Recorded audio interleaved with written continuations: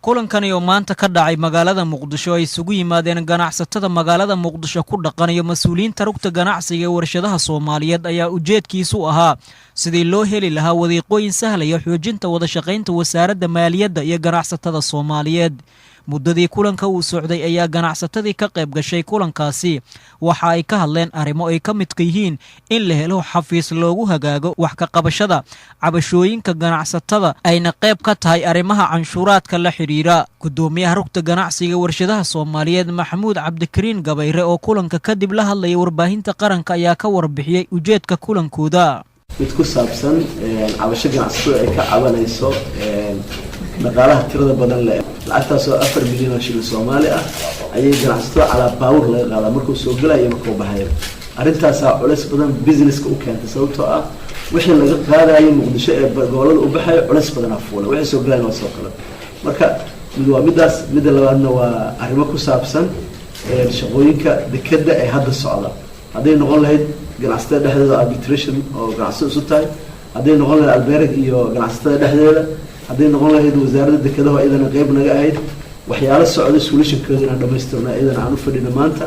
wasaaradda maaliyadda rugta ganacsiga wada shaqayn fiican ah dhex marta waana ay wada shaqeeyaan hadda lafteeda si qurux wada shaqeeyaan. laakiin meelaha mararka qaar aan isku fahmi lahayn waxa weeye canshuuraha jireen saxda ah in la qaado iyagaa nagu filan iyagaa la qaadanayna haddana waa la qaabaynaa.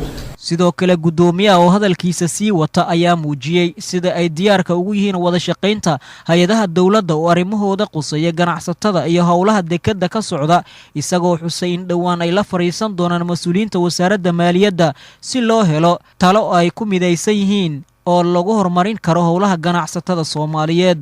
waxaan rajaynayaa wasiirka maaliyadda iyo wasaaraddu waa la kulmi doonaa weegan waxaan rajaynayaa in wax fiican ku dhamaato xanuunkaasna aad weysaan asaasna aan gacmo isku qabsano insha Allah dawladana wax badan aan kala shaqeyno howlo badan arrimihii oo dekaduna hadda waa gabagabo albeerg iyo shaqadeena si fiican ku socotaa dhammaan ay joogtaa ciladaha jirna waa sixi doonaa inta la saxayo inta ciladaha jirna waa sixi doonaa aad ma jirto. qaar ka mid ah ganacsatada kulankaasi ka qayb gashay ayaa codsaday in la tixgeliyo cabashooyinka ay qabaan ayagoo xusayna wada shaqayn ay diyaar u yihiin.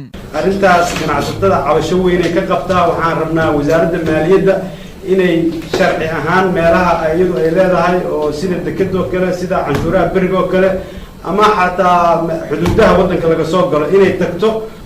marka insha Allah intaasaan kusoo gabagabeynaya cabasho guud oo arrinta maanta baalka dadkan iskugu yimid waa cabashadaas waxa ay baalka ka cabanayaan.